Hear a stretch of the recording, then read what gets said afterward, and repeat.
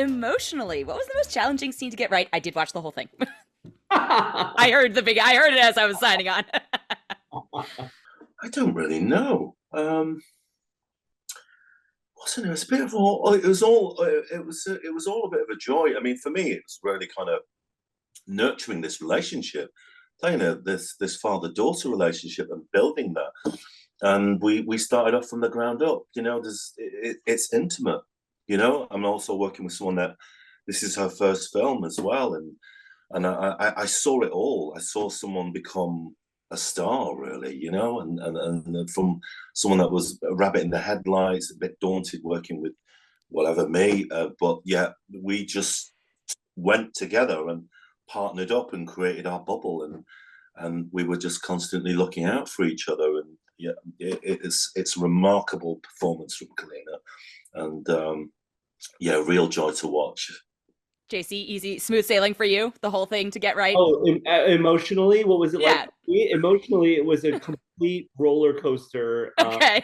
I had never directed a film before, so this was quite an experience, and I was very lucky to be surrounded by an incredible cast and crew who lifted me. I felt like they lifted me up every single day, and we all kind of marched forward together. But when you're making these indie films, you never have enough money and you never have enough time. And so every single day you're a little bit at war with the elements. I a little bit sometimes felt like King Lear, where I was screaming into the storm.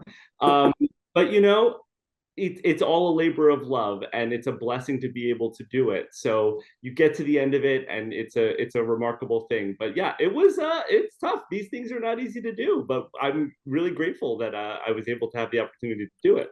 Amazing. Okay, what is the greatest act of teenage rebellion that you each committed that you're willing to admit to? I've done many, many things that I'm not super proud of. One of the things I'll admit to on this press tour is that when I was in high school, I ran an NCAA gambling bracket out of my book bag. And it got to the point where I was carrying thousands of dollars of cash around in my backpack. And I was like, this is probably not the best thing for me in my future to continue doing. So Or amazing. well, it gave me enough material to be able to go and adapt this film and direct it. So that was good.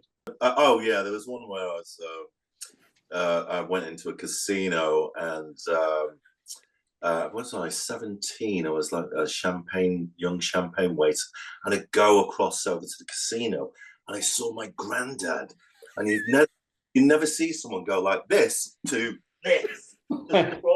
Underneath the casino tables, getting out before I'd get caught. So that was my one of many mischievous moments. Yeah. I'm very scared by the kindred gambling connection you two have here. It's in the veins. It's in the. I know. It's funny too because I don't even like gambling anymore. But yet here we both have anymore is the key to the. If you boil it down, the essence is risk, and that is the risk and thrill seeking. There's a thrill seeking to it that. Yeah. Okay, so you're obviously both creatives. Did your parents support your endeavors growing up, or was it more of a battle? Because that is something I very much related to in watching this film. Yeah, I mean, totally. It's a therapy question. Yeah, I mean, for me, I grew up in a, takeaway business, the restaurant business. Yeah. And then, my mum went, "This is all yours," the takeaway. And I just thought, I kind of, having done sort of 14 years of national services for catering, I was kind of done, but and I knew there was something else out there. I didn't know what that was, and I think that was boiling down when we talk about the essence of clowning around at school. I think it was, yeah, storytelling and sort of slight entertainment, but even daring to kind of say that within a family that had never really done that before, and then I think my father was really expectant for me to do away with this performing arts course that I'd completed, and that was the defining moment. Yeah, and here I am to tell the tale. Very quickly, JC, before you answer, is that a statue of yourself in the background? Is that there's a little bronze figure, other side? Well, Is that like a character of yours? No, just a oh, joke. no, that's Cumberbatch over there. That's Oh, okay, okay, yeah, mini Cumberbatch in the back. yeah. Yeah, it's strange. I think. Yeah, I'll show you. I think we all got one. Yeah, here we go. Nice, yeah. Ooh, he's cool. That's I was gonna say it as like oh, it's the payoff of like doing away with the course, or get a little statue of yourself at the end of it. This is the end result. I'd like to thank. Different statue, but that one Yeah. more profitable. I'm in the office. Yeah, that's kind of yet to put any sort of frames up. Yeah. JC, very quickly, how about yourself? Parents supportive? Yay, nay, therapy question? My parents, God bless them, were so sweet, and they always supported me, expecting that the performing arts thing would run through my veins at one point and I would just settle down and get a normal job. And then it just kept not happening.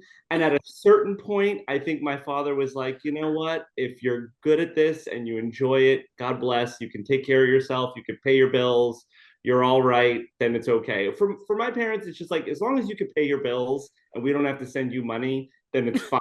And as long as I did that, it was fine. So it was all okay. But the thing is, I mean, let's definitely make a point of that. The love is there. The love is there. But they want your security, 100%. not your dreams. Like, because that's the immigrant story, isn't it?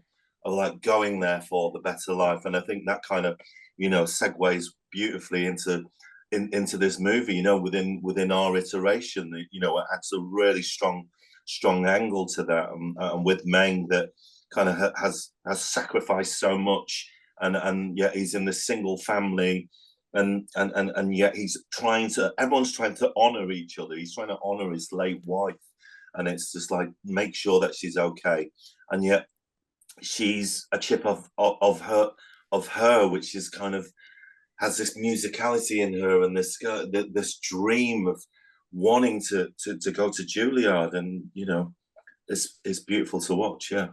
Yeah, I think the hardest thing one of the most important things you learn as a child of immigrants and as you become an adult is like, oh my God, it was all well intentioned. And I think that comes across really well in this film. You're like, oh, as a child, you're like, I'm rebellious. Like, this is terrible. Not even rebellious, but you're like, why are you doing this? And then as you become an adult, you're like, oh my God, they're showing love. That's their way of showing love in a maybe slightly repressed person of color, way. I say this from experience. I'm going to try and squeeze this question in. What is the first time, if ever, each of you felt represented on screen?